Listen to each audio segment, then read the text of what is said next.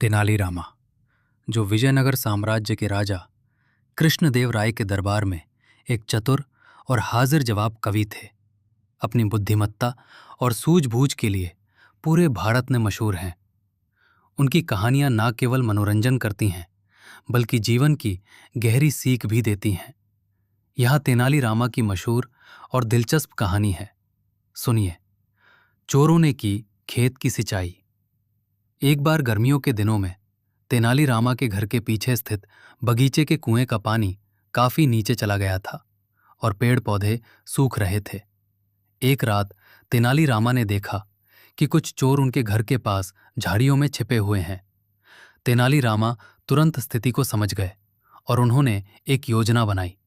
वह घर के अंदर गए और अपनी पत्नी से जोर जोर से कहने लगे, आजकल शहर में बहुत चोरियां हो रही हैं। हमें अपने सारे गहने और कीमती सामान किसी सुरक्षित जगह पर छिपा देने चाहिए।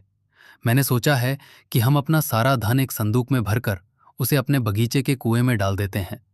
वहां वह सबसे सुरक्षित रहेगा। ये सुनकर चोर बहुत खुश हुए। अंदर तेनालीरामा और उनकी पत्नी ने एक बड़े संदूक में भारी पत्थर भरे और उसे ले जाकर कुएं में धकेल दिया। छपाक की तेज आवाज हुई और तेनालीरामा अपनी पत्नी के साथ सोने का नाटक करने लगे। जब चोरों को लगा कि सब सो गए हैं, तो वे कुएं के पास आए।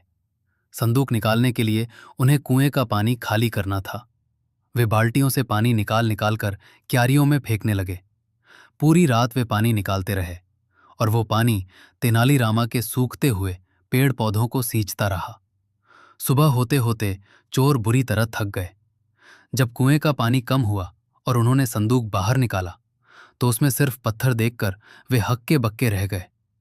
तभी तेनालीरामा वहां आ गए और मुस्कुराते हुए बोले, भाइयों, मेरे बगीचे की इतनी अच्छी सिंचाई करने के लिए आप सबका बहुत बहुत धन्यवाद। आपकी मेहनत की मजदूरी मैं राजा साहब से कहकर आपको जरूर दिलवाऊंगा। ये सुनते ही चोर डर के मारे वहां से भाग खड़े हुए। कहानी की सीख। मुसीबत के समय घबराने के बजाय अपनी बुद्धि और धैर्य का इस्तेमाल करना चाहिए। सूझबूझ से हम किसी भी परेशानी को अपने फायदे में बदल सकते हैं।